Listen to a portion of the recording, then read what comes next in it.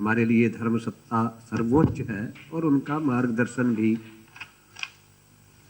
इस सत्र के अध्यक्ष उनसे पूर्व आदरणीय प्रोफेसर दुर्ग सिंह चौहान जी, कुलपति तकनीकी विश्वविद्यालय, आपका आशीर्वचन और मार्गदर्शन। पूज्य स्वामी जी, परम आदरणीय श्री गोविंद जी, इस समय जो मुझे लगता है कि जो भी संख्या आप लेंगे नेगेटिव, वो भारत में सबसे ज़्यादा मिल जाएगी।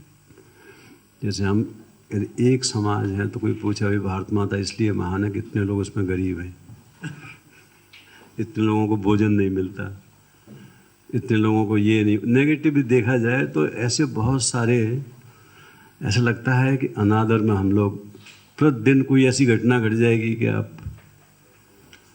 और ऐसा नहीं है कि हमें संसार देख नहीं रहा है। एक स्थान ऐसा है जहाँ पे सारा संसार एक दूसरे से जुड़ा हुआ है। जितनी भी घटनाएं हमारे यहाँ अप्रिय होती हैं उसमें सब देख रहे हैं, और प्रिय क्या होती है उसे कोई नहीं देख रहा है। तो एक तो हमें ये देखना होगा कि इस देश के सम्मान को बचाने के लिए अप्रिय घटनाएं ना हो। इसमें कोई दो राय नहीं है कि भारतीय संस्कृति के अनुरूप बहुत लोग हैं इस देश में, लेकिन कलेक्टिवली हम लोग जैसे गवर्नमेंट में फेल्योर है। आप तो कहते हैं ऋषि प्रधान, अभी तो ये ऋषि प्रधान देश हो गया है। ऋषि प्रधान तो कभी रहा होगा, कृषि प्रधान भी रहा होगा, लेकिन इस समय तो हर जगह पे महाराज जी कहते हैं काला धन, वो पता नहीं वो काला कब सफ़ेद होगा भगवान जाने। तो पूरे भारतवर्ष की जो संस्कृति में जितने उदात्त, जितने भी आदर्श हैं, लेकिन जब तक ये समाज की संरचना में प्रोभा नहीं जाएगा और मनुष्य जब तक इतना, जैसा आपने कहा सर्वभूत हिते रतः, जब तक सभी हम एक दूसरे के लिए सहयोग करना शुरू नहीं करेंगे, हम अपने लिए जीना, ये तो इंट्रोवर्ट हो ही गए हैं, पर एक्सट्रोवर्ट जब तक नहीं होंगे, सबके लिए हम जिए हैं। मुझे लगता है कि हमारी संस्कृति का हमने वही अनादर कर दिया जब हम अपने जीने लगते हैं। और ये संस्कार क्षमता, इतनी बौद्धिकता, इतना शिक्षण, इतने उद्योग, इतने हमारे वैसे भी आवश्यक है। अब कोई व्यक्ति कंपेयर करे, मान लो किसी अमेरिका से ही करे कंपेयर, जैसे बजाज जी तो हमारे बहुत पॉलिसी बनाते रहते हैं, वो धर्मपाल जी और धर्म साथ साथ लेके चलते रहते हैं। अब 40% जो रिसोर्सेज मान लो अमेरिका के पास हैं, और पॉपुलेशन कितनी है? Hardly 1%। We are 17% of the entire world, और हमारे पास रिसोर्स कितने हैं? 1%। तो ऑटोमेटिकली इसी में एक टेक्निक्स लगानी पड़ेगी कि हमारा पूरा देश 1% रिसोर्सेज में, तपस्या तो करनी ही पड़ेगी कहीं ना कहीं। कैसे हम उस सारे अभ्युदय को प्राप्त करें। और हिंसा जो है पूरे विश्व में, भारतवर्ष में अहिंसक बहुत हुए, अहिंसा परमो धर्म हमने कहा, पर आज देखा जाए तो पूरे भारत का पूरी ज्योग्राफी कैसे बदल गई? हिंसा से तो बदली गई। हमें सुरक्षा नहीं करवाए अपनों की तो बदल गए।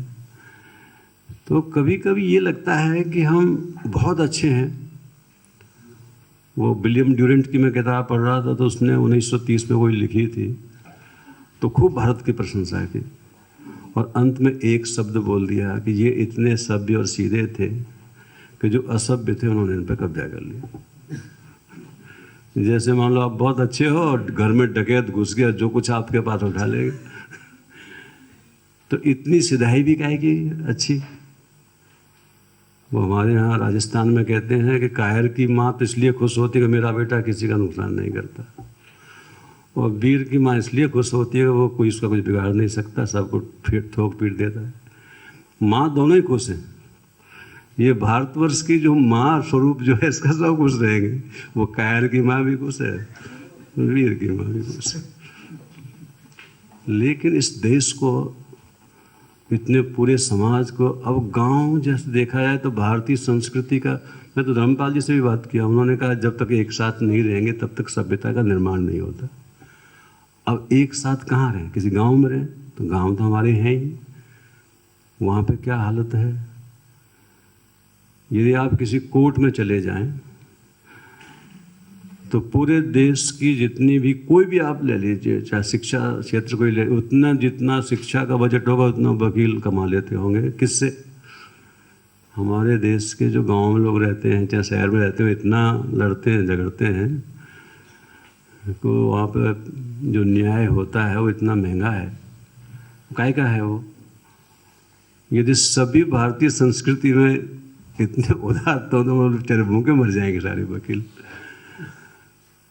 एक ही स्केल पर हम देखें, यदि हम सब वास्तव में इतने अच्छे हैं कि हम सहोदर हैं, एक माँ ने हमें जन्म दिया है, तो वहीं से यही एक तरह से रिसेशन हो। और ऐसी ऐसी घटनाएं घटती हैं कि रावण तो बड़ा सज्जन लगता है कभी कभी, क्योंकि माँ सीता को उठा के ले गया, उसने कुछ कहा नहीं, किया नहीं, जब तक खुद मर गया पर कुछ छुआ तक नहीं। और आज के रावण तो देखिए अभी जो हुआ है वो कैसे हैं, मार भी रहे हैं, काट भी रहे हैं, क्या है मतलब भारतवर्ष में कभी कभी ऐसा लगता है कि कैसी कैसी घटनाएं घटती हैं। तो मालवीय जी ये तो बड़े उदात्त श्रेष्ठ जीवन हैं जिनको देख के प्रकाशित जीवन हैं, लेकिन आज का भारत जिन चीज़ों से प्रभावित है इसको पहले कैसे प्रकाशित करेगा, हाउ वी विल एनलाइटन। ये बहुत बड़ा एक मुझे लगता है कि मैं जब बचपन में संघ का स्वयंसेवक बना तो मुझे बड़ा मज़ा आता था, क्योंकि ये सब गीत गाते गाते उसी में हम लोग रम जाते थे। और अब जो है इस उम्र में आके लगता है कि हम सब थक गए। देश का तो हम कुछ नहीं संभाल पाए, बस देश ने हमें संभाल दिया, मतलब देश ने हमें ही सुधार दिया। तो मतलब फेल्योर जो है, कोई भी महापुरुष इस पूरे देश की उसमें थक जाता है, फिर वहीं के वहीं सब जगह इतना ज़बरदस्त मतलब हमारी डिफीट है कि जैसे आप भारत की बात करेंगे तो वो रोज़ के NDTV उस पर जो आते हैं, आप कुछ भी बोल दीजिए, आपके अगेंस्ट 1 घंटे पर बोल देंगे। तो पहले तो हमारी जो आज की जो पॉपुलेशन है इतने वर्षों में, 60 वर्षों में, जो पता नहीं उसको क्या कहा जाए, मुझे तो पता नहीं लगता है कौन सी संस्कृति वाले हैं वो सब के सब। न उनकी कोई माँ है, न कोई उनकी बहन है, न उनकी पता ही नहीं है। श्रद्धा रहित सारा समाज होता चला जा रहा है। और ऐसी स्थिति में पुलिस भी क्या करेगी? तुम इतनी गुंडागर्दी कर रहे हो इस देश में, इतना समाज में असामाजिकता है, ऐसा लगता है कि हर चीज़ अब डिवाइस ऐसी बनाई जाए कि जो भी जहाँ कर उसको उठा के पकड़ लाए। मतलब we want to make robotic society कि हमारा काम हम तो नहीं करें, हम नहीं सुधरेंगे, परंतु हाँ कोई मशीन हो जो सबको उठा के फेंक दे। सो दिस हमें अपने राष्ट्र के लिए जब तक बहुत लंबी जितनी भी आवश्यकता है, जितनी भी पॉपुलेशन की आवश्यकता है, जब तक तन से, मन से, धन से, जब तक पूरा उसका समर्पण और जो वास्तव में अभिप्रेत है, जो हमें करना चाहिए। मुझे तो कभी कभी ये लगता है कि मेरे साथ में एक लड़का रहता था अमेरिकन, तो मैं तो लहसुन प्याज भी नहीं खाता, वो जो खाता था वो हमारे देश के बिल्कुल विपरीत था। पर मैं कभी कभी सोचता था केवल उसका भोजन हम दोनों का अलग कर दिया जाए तो उसमें मुझसे कई गुण अच्छे थे, क्योंकि वो अपने देश के लिए इतना सोचता था, अपने देश के लिए हमेशा 24 घंटे काम करता था। तो मुझे लगता था इसका केवल भोजन ही ऐसा है और सब तो इसमें सब शेष गुण, और मेरा भोजन अच्छा है पर शेष मेरे अंदर उतनी अच्छा ही नहीं है। तो कभी कभी मुझे ही भ्रम हो जाता था।